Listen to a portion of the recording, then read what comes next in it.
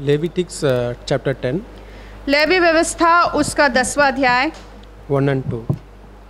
और उसमें 1 और 2।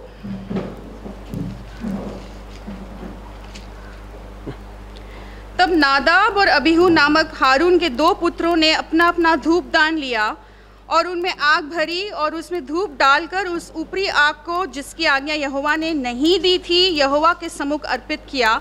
तब यहोवा के सम्मुख से आग निकली और उन दोनों को भस्म कर दिया और वे यहोवा के सामने मर गए। तब मूसा ने हारून से कहा, यह वही बात है जिसे यहोवा ने कहा था कि जो मेरे समीप आए अवश्य है कि वह मुझे पवित्र जाने और सारी जनता के सामने मेरी महिमा करे। और हारून चुप रहा। So நான் பரிசுத்தம் பண்ணப்பட்டு சகல என்னிடத்தில் சேருகிறவர்களால் நான் பரிசுத்தம் பண்ணப்பட்டு சகல ஜனங்களுக்கு முன்பாக நான் மகிமைப்படுவேன்। कि जो मेरे सामने आए अवश्य है कि वह मुझे पवित्र जाने और सारी जनता के सामने मेरी महिमा करे। இதுவே கர்த்தர் சொன்னது அப்படினு மோசே வந்து ஆரோனை பார்த்து சொல்றாரு। तो यहाँ पर मूसा इस बात को हारून को देखते हुए कहता है। सो நானும் இப்ப வந்து சபையில வந்து பிரசங்கம் பண்றேன் மத்தவங்களுக்கு வந்து ஒரு சாட்சியா மத்தவங்களுக்கு வந்து நான் போதிக்கிறவனா நிக்கிறேன் அந்த இடத்துல। कई बार मैं इस जगह में मैं भी दूसरों को उपदेश करने वाला और दूसरों को समझाने वाला सिखाने वाला व्यक्ति होकर खड़ा रहता हूँ। सो முதலாவது நான் வந்து பரிசுத்தமா இருந்துட்டு தான் மத்தவங்களுக்கு வந்து பரிசுத்தமானதை நான் போதிக்க முடியும்। जरूरी है कि सबसे पहले मुझे एक पवित्र जीवन जीना है, उसके बाद ही मैं दूसरों को पवित्रता के बारे में सिखा सकता हूँ। सो தேவனுடைய சந்நிதியில இந்த தேவனுடைய பிரசன்னத்துல வந்து நான் வந்து தேவனுடைய வார்த்தைகளை குறித்து சொல்றேன்। तो परमेश्वर की उपस्थिति में खड़े होकर परमेश्वर के वचनों के बारे में मैं बताता हूँ। ஆனா உண்மையான சாட்சி உண்மையான ஒரு ஆவிக்குரிய வாழ்க்கை என்கிட்ட இல்லாத பட்சத்தில் நான் வந்து நான் மற்றவங்களுக்கு பிரசங்கம் பண்ணுறவனா ஒரு நல்ல ஒரு ஆவிக்குரியவனா என்ன நானே காட்டிக்கிட்டேன்னா அந்த அபியும் நாதாவும் அவங்க வந்து ஸ்பிரிச்சுவலாக இறந்தாங்க, ஆனால் நான் स्पिरिचुअला नाने इरंदरुवें। लेकिन यदि मेरे व्यक्तिगत जीवन में मैं परमेश्वर की आज्ञा को सुनकर उसके अनुसार जीने वाला व्यक्ति नहीं होऊंगा, पवित्रता के पीछे खोजने वाला व्यक्ति नहीं होऊंगा, तो भले यहाँ पर खड़े रहकर उपदेश देता होऊंगा, बाहरी रीति से पवित्र होकर दिखाता रहूंगा, लेकिन ठीक इसी तरह जैसे नादाब और अबीहू बाहरी रीति से अपने आप को पवित्र दिखाकर आत्मिक रीति से मरे हुए थे, उसी तरह मैं भी आत्मिक रीति से मरा हुआ व्यक्ति होऊंगा।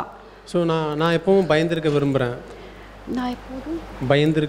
तो मैं हमेशा इस डर में जीने के लिए चाहता हूँ।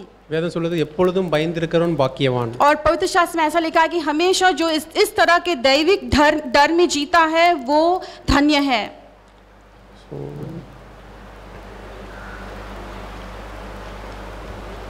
सो நம்ம கேட்டோம் இன்னைக்கு ஹீப்ரு 5:7 ல और हिब्रानी उसके 5वें अध्याय में हमने सुना था। ஸோ இயேசு கிறிஸ்து வந்து அவ்வளோ வந்து ஒரு ஸ்ட்ராங் மேன்।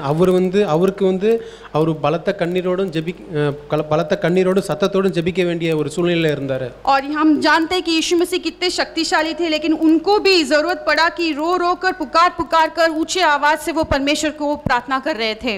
सो அவர் நம்மை போல எல்லா விதத்திலும் சோதிக்கப்பட்டார்। तो हम भी जिस तरह से लुभाए जाते हैं हर एक रीति से प्रभु यीशु मसीह भी लुभाए गए, ना पाप செய்யல, लेकिन फिर भी प्रभु यीशु ने पाप नहीं किया। सो அதோட ரகசியம் தான் நம்ம வந்து ஹீப்ரு 5:7 ல வாசிக்கிறோம்। और इसका जो गुप्त बात है, इसकी जो चाबी है, रहस्य चाबी है, वो हिब्रानी के 5वें अध्याय का 7वां वचन है। இயேசு கிறிஸ்து சொல்றாரு நான் ஒரு ஸ்ட்ராங் மேன் அப்படினு அவரே சொல்லியிருக்காரு। और फिर वो खुद भी कहता है कि मैं एक सिद्ध व्यक्ति, एक शक्तिशाली व्यक्ति हूँ। लूक चैप्टर 23 लूका उसके 23वें अध्याय 27 और उसका 27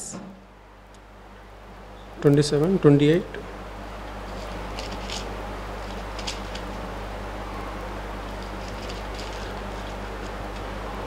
और लोगों की बड़ी भीड़ उनके पीछे हो ली और बहुत सी स्त्रियां भी जो उसके लिए छाती पीटती और विलाप करती थी। यीशु ने उनकी ओर फिर कर कहा, हे यरूशलेम की पुत्रियों, मेरे लिए मत रो, परंतु अपने और अपने बालकों के लिए रो। 31 उस समय वे पहाड़ों से कहने लगेंगे कि हम पर गिरो और टीलों से कि हमें ढांप लो। सो அவர் சொல்றார் தன்னை ஒரு கிரீன் ட்ரீ பச்சை மரத்துக்கு இவைகளை செய்தால் பட்ட மரத்துக்கு என்ன செய்ய மாட்டார்கள் என்றார். तो वो कहते हैं कि एक हरे पेड़ के साथ यदि ये लोग ऐसा करेंगे तो सूखे हुए पेड़ के साथ वो क्या क्या करेंगे. ஸோ நம்ம வந்து முழுக்க முழுக்க சுயசித்தமாக செய்கிறதுக்கு தான் நம்ம அதிக நேரம் தூண்டப்படுறோம். பிரதர் கூட சொன்னார். जैसे हमने अभी ब्रदर के मैसेज में सुना था कि हमेशा लगातार हमारा अधिकतर समय खुद की मर्जी करने की इच्छा में हम बिता देते हैं. ஸோ பவுல் கூட அவருடைய ஜபத்தில் நிர்பந்தமான மனுஷன் என்னை யார் இந்த பாவ சரீரத்திலேருந்து விடுவிக்க கூடும். और जैसे प्रेरित पौलुस भी कहता है कि सबसे निर्बल व्यक्ति मैं हूँ, मुझे कौन इस पाप की दशा से इस शरीर से छुड़ा सकता है. ஃபஸ்ட்டு நம்மளுடைய அலங்கோலத்தை நம்மளுடைய நிலைமை உணர்ந்தாதான் நம்ம வந்து ஜெபம் பண்ணுறவங்களா இருப்போம். और यदि हम ऐसे व्यक्ति लोग हैं जो सबसे पहले हमारे खुद की दशा को जान ले, हमारी आत्मिक दशा को जान ले, तभी हमारे ज़रूरतों को हम पहचान पाएंगे. தன்னுடைய சூழ்நிலையை அறியாத பட்சத்தில் நமக்கு ஜெபிக்கணுன்ற ஒரு எண்ணமே வராது. यदि हमारे हालातों को, यदि हमारी खुद की दशा को हम नहीं पहचान पाएंगे तो वहाँ पर हमें प्रार्थना करने का दिल नहीं करेगा. ஸோ ரெண்டு உதாரணத்தை நான் காட்ட விரும்புகிறேன். दो उदाहरण को मैं बताना चाहता हूँ. Mark chapter 9 verse 22 and 23. Mark उसका 9वां अध्याय वचन 22 और 23. ஸோ இங்கே வாசிக்கிறோம், நம்ம வந்து அந்த ஒருத்தனை வந்து சுகப்படுத்துகிறாரு. और यहाँ पर देखते हैं कि वहाँ पर वो किसी एक व्यक्ति को चंगा करते हैं. அவங்க அப்பா வந்து இப்படி தான் சொல்கிறாரு, उनके पिता इस तरह से कहते हैं, நீர் ஏதாகிலும் செய்யக்கூடுமானால் எங்கள் மேல் மனதிறங்கி எங்களுக்கு உதவி செய்ய வேண்டும் என்றான். तो वो कहता है कि परंतु यदि तू कुछ कर सके तो हम पर तरस खाकर हमारा उपकार कर. ஸோ இதில் முழுக்க முழுக்க அவனுடைய சந்தேகம் तो தெரியுது. ये यहाँ पर पूरी तरह से उसकी जो दिल में जो संदेह है, शंका है, वो दिखाई देती है. ஸோ ஏதோ ஒரு விதத்தில் நம்ம கேட்டு பார்ப்போம், இன்கேஸ் சுகப்பட்டா ஓகே, இல்லைனாலும் பரவாயில்ல அப்படின்ற மாதிரி அவனுடைய रिक्वेस्ट அப்படி இருந்துச்சு. तो ये जो व्यक्ति, ये जो पिता यहाँ पर एक विनती करता है, उसका ये सोच है कि हम पूछकर देख लेते हैं, यदि उसे होता है तो अच्छा है, नहीं तो हम फिर भी मान लेंगे कि हमने पूछ लिया है. ஸோ நம்மளும் கூட அப்படி தான் இருக்கிறோம் அநேக தடவை. कई बार हम भी इसी तरह का विश्वास रखते हैं. சும்மா ஒரு பெட்டிஷனை போட்டு வைப்போம், கிடைக்குதோ கிடைக்கலையோ, கிடைச்சாலும் ஓகே, கிடைக்கலனாலும் பரவாயில்ல அப்படின்றத अनेक தடவை இருக்கிறோம். और कई बार हमारी भी प्रार्थना एक ऐसे एक विनती के समान है, चलो हम मांग कर देख लेते हैं परमेश्वर से, परमेश्वर देता है तो अच्छा है, नहीं तो फिर भी हमने मांग लिया, ये भी अच्छा है. ஸோ வேதம் சொல்லுது நம்ம என்ன அவர்கிட்ட கேட்குறோமோ அதை பெற்றுக்கொள்கிறோம் அப்படின்னு நம்ம விசுவாசிக்கணும். வேதம் சொல்லுது. और पवित्र शास्त्र ऐसा कहता है कि हम जब परमेश्वर की उपस्थिति में आते हैं तो हमें विश्वास करना है कि परमेश्वर है, और जान लेना है, विश्वास करना है कि जो मांग रहे हैं परमेश्वर ने हमें पहले से दे दिया है. ஆனால் அந்த மனுஷன் கடைசியில் வந்து மனம் திரும்புறான். लेकिन यही व्यक्ति जिसे पहले संदेह था, आखिर में वो मन फिराता है. இயேசு 23 இயேசு அவனை நோக்கி நீ விசுவாசிக்க கூடுமானால் ஆகும், விசுவாசிக்கிறவனுக்கு எல்லாம் கூடும் என்றார். और आगे 23वें वचन में यीशु ने उससे कहा, यदि तू कर सकता है, यह क्या बात है, विश्वास करने वाले के लिए सब कुछ हो सकता है. உடனே அவன் வந்து தன்னுடைய சூழ்நிலையை உணர்ந்துட்டான். और झट से उसे अपनी हालात, अपनी दशा की एहसास हो गई. ஆண்டவரே நான் விசுவாசிக்கிறேன், ஆனாலும் என் அவிசுவாசம் நீங்கும்படி எனக்கு உதவி செய்யுங்கன்னு கண்ணீர் விட்டு சத்தமிட்டு சொன்னான். और फिर बाद में वहां पर तुरंत रोकर, आंसू बहाकर, गिड़गिड़ाकर कहता है कि हे प्रभु, मैं विश्वास करता हूँ, मेरे अविश्वास का उपाय कर. ஸோ நம்ம நினைக்கிறோம் நம்ம வந்து எல்லா நேரத்திலும் நம்ம வந்து விசுவாசமாக தான் இருக்கிறோம் அப்படின்னு நமக்கு தெரியாமே நமக்குள்ள அவிசுவாசம் இருக்கிறத நம்ம அறிக்கை பண்ணாமல் இருக்கிறோம் अनेक தடவை. तो हमको लगता है कि हमें सारे बातों में, सारे क्षेत्र में बहुत विश्वास है, लेकिन हमारे अंदर कितने सारे क्षेत्रों में, कितने सारे बातों को लेकर अविश्वास छिपा है, इसके बारे में हमको एहसास ही नहीं है, समझ ही नहीं है. ஸோ தேவன் வந்து ஒவ்வொருவருக்கும் இந்த காரியத்தை நமக்கு ஞானத்தை கொடுப்பாராக. तो मैं यही विश्वास करता हूँ कि परमेश्वर हमें ऐसे हालत से बाहर निकालने के लिए, इस एहसास को पहचानने के लिए परमेश्वर हमारी मदद करेगा. இன்னொரு உதாரணம் மார்க் சாப்டர் 8 और दूसरा एक उदाहरण मार्क उसका 8वां अध्याय 22-23 और उसमें 22 और 23. இங்க வந்து ஒரு குருடனை வந்து சுகப்படுத்துறாரு. वहाँ पर एक अंधे को वो चंगा करते हैं. 23 வந்து அவர் குருடனுடைய கையை பிடித்து அவனை கிராமத்துக்கு வெளியே அழைத்து கொண்டு போய் அவன் கண்களில் உமிழ்ந்து அவன் மேல் கைகளை வைத்து எதையாகிலும் காண்கிறாயா என்று கேட்டார். और आगे 23वें वचन में वह उस अंधे का हाथ पकड़कर उसे गांव के बाहर ले गया और उसकी आंखों में थूक कर उस पर हाथ रखे और उससे पूछा, क्या तू कुछ देखता है? ஆனா அவன் நேர்மையா அந்த இடத்துல சொன்னான்.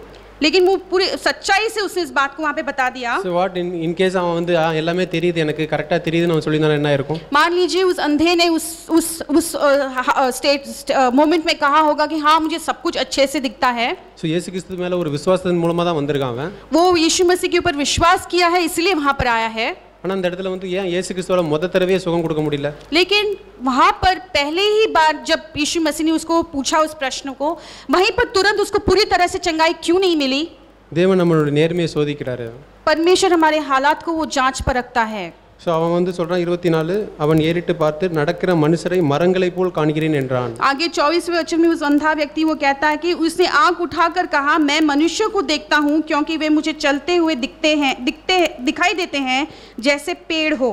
ஸோ அப்புறம் மறுபடியும் 2வது தடவை பண்ணும்போது அவனுக்கு கம்ப்ளீட்டாக சுகம் கிடைக்குது. लेकिन जब दूसरी बार इस तरह से उसी तरह से यीशु मसीह उसके साथ करते हैं, फिर उसको पूरी तरह से चंगाई मिल जाती है. ஸோ நம்ம வந்து பாவத்திலேருந்து ஒரு வெற்றி கிடைக்கலனா நம்ம வந்து ஏதோ வெற்றி கிடைச்ச மாதிரி ஒரு பாவனை பண்ணிக்கிட்டு நான் வந்து பரிசுத்தமாக தான் வாழ்கிறேன் அப்படின்னு நம்மளாலே வேஷம் ஒரு போலியான ஒரு வேஷம் கொடுக்க முடியும். और कई बार जब हम किसी पाप के ऊपर जय पाने के लिए प्रार्थना करते हैं, लगातार उस बात को लेकर जूझते रहते हैं, हमको लगता है कि हमको जय मिल गया है, लेकिन फिर भी पूरी तरह से जय नहीं मिला है, फिर भी हम उस विश्वास के साथ उस पाप में खुश होकर उसी हालत में बैठे रहते हैं. ஸோ இந்த மனுஷனை போல நம்ம நேர்மையா இருப்போம் எப்பவுமே. लेकिन जरूरी है कि इस अंधे व्यक्ति के समान हम सही रीति से हमारे हालत को जांच पहचान कर जैसा हालत है उसको हम परमेश्वर को बता दें. ஸோ நம்ம வந்து பைபிள் நல்லா சர்ச்சுக்கு வரோம், நல்லா பாட்டு பாடுறோம், நேரத்துக்கு நேரம் நம்ம ஜெபம் பண்ணுறோம் அப்படின்னு சொல்லிட்டு நம்மளே ஏமாற்றி கொள்ள வேணாம். और हम कलीसिया में लगातार हर एक मीटिंग में आते हैं, रेगुलरली बाइबल पढ़ते हैं, गीत गाते हैं, सारी चीज़ जो बाहरी रीति से इसको बहुत अच्छे तरह से करते हैं, इसको करके हमारे भीतरी जीवन में जो अंदरूनी जीवन का जो पाप है उसको यदि हम नज़रअंदाज करते हैं तो ये हम बहुत ही बड़े धोखे में जी रहे हैं. ஸோ வாட்ஸ்அப்பில் ஒருத்தவங்க மெடிக்கல் செக்கப், பாடி செக்கப் போல் நம்ம வந்து ஆவிக்குரிய வாழ்க்கையில் ஒரு செக்கப் எப்பவுமே வச்சுக்கிறது நல்லது. और जैसे हमने व्हाट्सएप में उस आर्टिकल को देखा था कि शरीर के जो लगातार जांच पड़ताल होती है, उसी तरह से अपने आत्मिक जीवन का भी लगातार जांच पड़ताल होते रहना जरूरी है.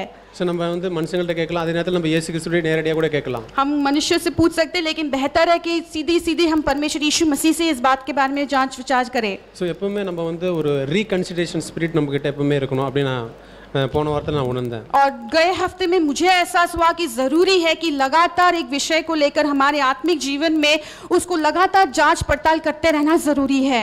ஸோ நம்ம வந்து கண்ணு காண்றபடி நம்ம அடுத்தவங்களை நியாயம் தீர்க்க கூடாது. और हमें जैसा हमारे आंखों के सामने दूसरों के बारे में दिखता है उसको मानकर उन पर दोष नहीं लगाना चाहिए.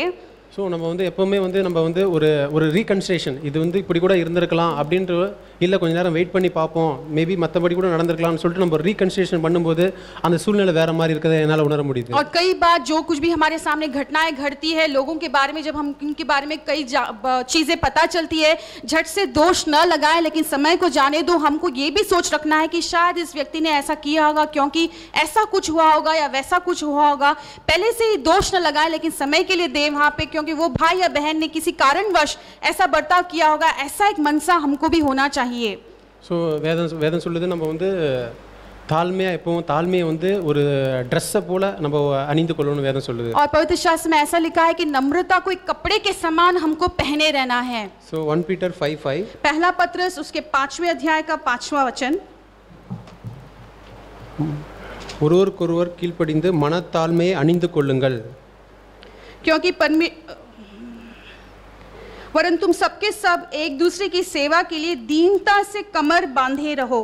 ஸோ நம்ம எப்படின்னா இப்போ நம்மளோட மனத்தாழ்மை நம்ம இருதயத்தில் இல்லைன்னா நம்ம ஒரு நிர்வாணி மாதிரி தான் இருக்கணும். और यदि हमारे दिल में नम्रता नहीं है तो हम विदाउट ड्रेस, तो हमारे मन में यदि नम्रता नहीं है तो हम ऐसे लोग हैं मानो जैसे कपड़े नहीं पहने हैं. ஸோ வந்து இப்போ இன்கேஸ் நம்ம வந்து தாழ்மையின் ஆடை, அதுக்கு வந்து எதிர்ப்பதம் என்னன்னா பெருமையின் ஆடை நம்ம கிட்ட இருக்கும். तो ये यहाँ पे जो नम्रता के जो कपड़े हैं उसके विपरीत जो होता है वो है घमंड के कपड़े. ஸோ நம்ம பெருமையின் ஆடை இருக்கும்போது தேவன் நமக்கு எப்பவுமே எதிர்த்து தான் நிற்கிறாரு.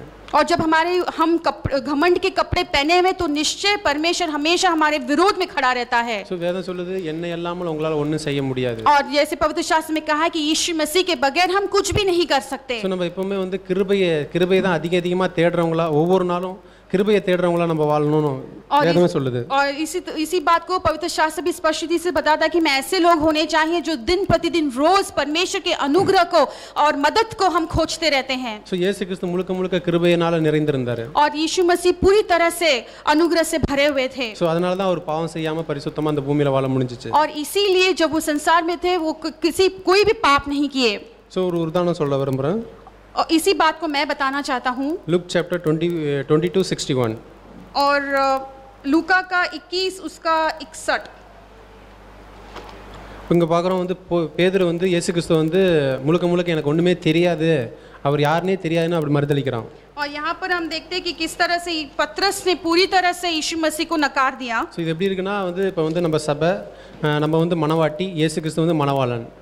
और ये जैसा है कि एक सभा जो है वो है दूल्हा है, सॉरी यीशु मसीह दूल्हा है और कलीसिया एक दुल्हन है।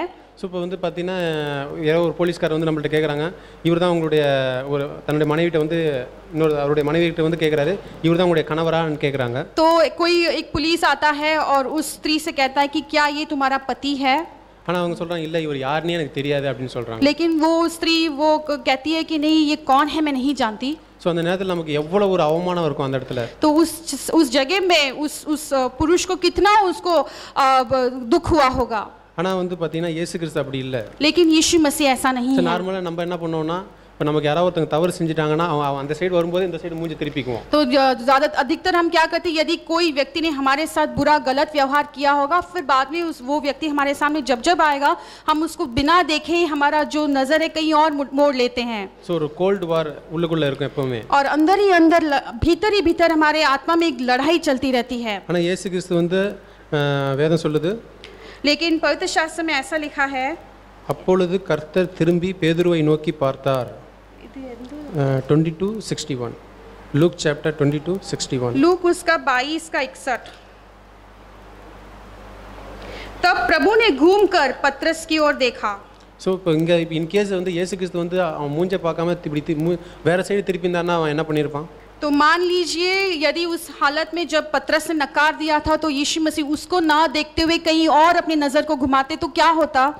அவன் வந்து பார்த்தீங்கன்னா யூதாஸ் கரியத்தை போல அவனும் வந்து 4 கொட்டு தான் செத்துருப்பான். तो मैं मानता हूँ कि पतरस भी यूदास इस्कारियोत के समान जाकर वो फांसी में लटक कर मर गया होगा। ஸோ இயேசு கிறிஸ்து முழுக்க முழுக்க கிருபையினால் நிறைந்திருந்ததுனால தான் ஒரு பாவம் செய்யாமல் பரிசுத்தமாக நமக்கு எல்லாருக்கும் ஒரு மாதிரியாக நிற்கிறாரு. तो हमारे लिए यीशु मसीह का उदाहरण है कि किस तरह से पूरी तरह से अनुग्रह और परमेश्वर का मदद से वो भरा हुआ था, इसीलिए वो कोई भी पाप नहीं किया। ஸோ அந்த கிருபை அவர் வந்து முழுக்க முழுக்க வந்து தாழ்மையின் மூலமாகவும் அது வந்து லவுட் கிரையன் जबतिन मूलமாக தான் அவர் பெற்றுக்கொள்றாரு. तो ये जो अनुग्रह है, ये जो मदद है, यीशु मसीह ने पूरी तरह से अपने आप को नम्र और दीन किया और ऊंची आवाज से रो कर परमेश्वर से प्रार्थना कर उन्होंने उस अनुग्रह को पा लिया था। ஒரு பரிசுத்தவான் இப்படி சொல்றாரு, एक धर्मी व्यक्ति ऐसा कहता है।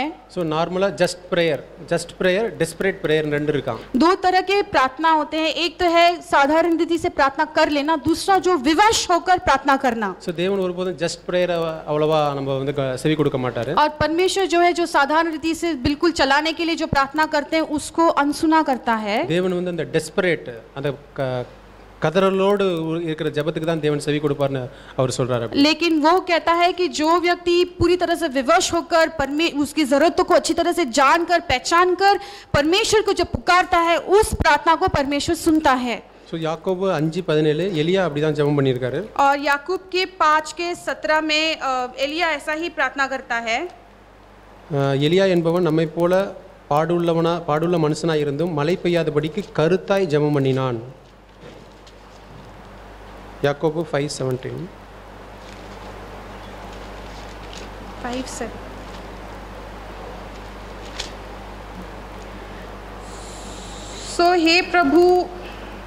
सो हे भाइयों, प्रभु के आगमन तक धीरज धरो, देखो गृहस्थ याकूब जेम्स 5:17 याकूब उसका 5:17 एलिया भी तो हमारे समान दुख सुख भोगी मनुष्य था। सो வேதம் கிளியரா போட்டுருக்கு, கருத்தாய் ஜெபம் பண்ணினான் வேதம். और लेकिन उसने गिड़गिड़ाकर प्रार्थना की।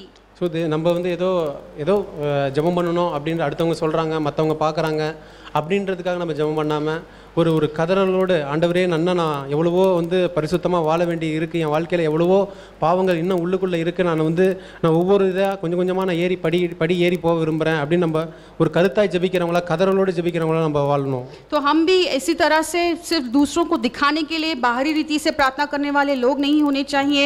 सिर्फ किसी और ने बोला मुझे मेरे लिए प्रार्थना करो इसलिए ऐसे प्रार्थना चलाने वाला काम करके नहीं करना चाहिए, लेकिन दिल से पूरे मन से गिड़गिड़ा कर वहाँ पर परमेश्वर को अपने एहसास हमें सारे हालातों को बताकर परमेश्वर को पुकार कर प्रार्थना करने वाले लोग होने चाहिए। ஸோ வேதம் சொல்கிறதுபடி நம்ம வந்து கருத்தாய் ஜெபிக்கணும், அதே நேரத்தில் வந்து கதறலோடு ஜெபிக்கணும். और पवित्र शास्त्र ये कहता है कि एक तो हमें गिड़गिड़ा कर प्रार्थना करना है, उसके साथ साथ में हमें आहें भर कर आंसू बहा कर प्रार्थना करना है। ஸோ இது வந்து இயேசு கிறிஸ்து நம்ம வாழ்க்கையில் எதிர்பார்க்கிறாரு. और ये सारी चीजें यीशु मसीह खुद हमारे जीवन से अपेक्षा करता है। सो लूक चैप्टर 6 लूका उसका 6वां अध्याय 46 और उसमें 46 என்னை ஆண்டவரே ஆண்டவரே என்று நீங்கள் சொல்லியும் நான் சொல்லுகிறபடி நீங்கள் செய்யாமற் போகிறது என்ன? जब तुम मेरा कहा नहीं मानते तो क्यों मुझे हे प्रभु कहते हो? என்னிடத்தில் வந்து என் வார்த்தைகளை கேட்டு அவைகளின்படி செய்கிறவன் யாருக்கு ஒப்பாயிருக்கிறான் என்று நான் உங்களுக்கு காண்பிப்பேன். जो कोई मेरे पास आता है और मेरी बातें सुनकर उन्हें मानता है, मैं तुम्हें बताता हूँ वह किसके समान है. ஸோ இதில் வந்து ரெண்டு பேரை காட்டுறாரு. यहाँ पर दो लोगों के बारे में वो बताता है. ஸோ ஆழமாய் தோண்டி கற்பாறை மேல் அஸ்திபாரம் போட்டு வீடு கட்டுற மனுஷனுக்கு ஒப்பாயிருக்கிறான் ஒருத்தன். और एक मनुष्य वो है जो घर बनाता है, बहुत गहराई में खोद कर चट्टान के ऊपर अपनी बुनियाद को बांधता है. இன்னொரு மனுஷன் வந்து என் வார்த்தைகளை கேட்டு அவைகளின்படி செய்யாதவனோ அஸ்திபாரம் இல்லாமல் மண்ணின் மேல் வீடு கட்டினவனுக்கு ஒப்பாயிருக்கிறான். और दूसरा जो व्यक्ति परमेश्वर के वचनों को सुनकर उसके अनुसार नहीं जीता है, वो उस मनुष्य के समान है जो रेत के ऊपर अपने घर को बनाता है. ஸோ இது வந்து பார்த்தீங்கன்னா ஒரு நீரோட்டம் வந்த உடனே அது வந்து அவனை அடித்து அவனை சாச்சிருது. और जैसे ही वहाँ पर तूफान आता है, वो जो रेत के ऊपर बनाया हुआ घर है वहीं पर वो गिर जाता है. ஸோ நம்ம வந்து தேவனுடைய வார்த்தை தான் நமக்கு வந்து எல்லாத்துக்கும் பேஸ். और हमारे लिए सारे चीज़ों में, सारे हालातों में परमेश्वर का वचन हमारे लिए एक बुनियाद है. அதே நேரத்தில் இயேசு கிறிஸ்து வந்து ஒருவன் என் மேல் அன்பாக இருந்து என் வார்த்தைகளை கைக்கொள்ள விருப்பமாக இருந்தால் கைக்கொள்ள அப்படின்னு தான் வேதம் சொல்லுது. और उसके साथ साथ में यीशु मसीह ये भी कहते हैं, यदि कोई मुझसे प्रेम करता है, मेरे वचनों को सुनकर वो चाहे तो उसका अनुकरण करे. ஸோ தேவனுடைய கற்பனைகள் ஒருபோதும் பாரமானவைகள் அல்ல. इसलिए परमेश्वर की जो सारी आज्ञा है वो कभी भी बोझ के समान नहीं है. அவர் வந்து தன்னுடைய நம்மகிட்ட ஒரு பாட்டை எதிர்பார்க்குற அதே நேரத்தில் அவருடைய தன்னுடைய பாட்டையும் செய்வார். और हमारी ओर से हमारा जो करने का भाग है वो हमसे अपेक्षा करता है परमेश्वर. उसके साथ साथ परमेश्वर की ओर से जो करने का जो पाठ है, जो भाग है, वो परमेश्वर खुद अपने आप कर लेता है. நீ ஒன்னு நம்மள தாழ்த்தும் போது தேவன் நம்மளை உயர்த்துகிறவரா இருக்காரு. और जब हम अपने आप को नम्र करते हैं तो परमेश्वर हमें ऊंचे में उठाता है. ஸோ நம்ம வந்து முழுக்க கிருபையின் கீழே இயேசு கிறிஸ்து தேவன் எல்லாமே விரும்புறது எல்லாமே நம்ம அவருடைய கிருபைக்கு கீழே வந்துடணும் தான் அவருடைய விருப்பம் எல்லாமே. और इसलिए परमेश्वर जब चाहता है कि हम उसके आज्ञा के अनुसार करें और उसके अनुसार जिए, तो यही अपेक्षा करता है कि हम उसके पूरी तरह से उसके अनुग्रह के अंदर में हमारे जीवन को बिताएं. ஸோ தேவனுடைய கிருபை கிடைக்கணும்னா நமக்கு தாழ்மை தேவையா இருக்கு. और यदि परमेश्वर का अनुग्रह हमें चाहिए तो जरूरी है कि हमें नम्र बनना है. சாத்தான் முழுக்க நம்மள வந்து பெருமையா ஆக்குறது தான் பார்க்கறான். लेकिन शैतान इसी कोशिश में रहता है कि कैसे हमें घमंडी बनाए. ஸோ தேவன் ஒவ்வொருவருக்கும் ஞானத்தை கொடுப்பாராக. और लेकिन मैं विश्वास करता हूँ कि हमारे मांगने से परमेश्वर हर एक को ज्ञान देता है. आमीन. आमीन.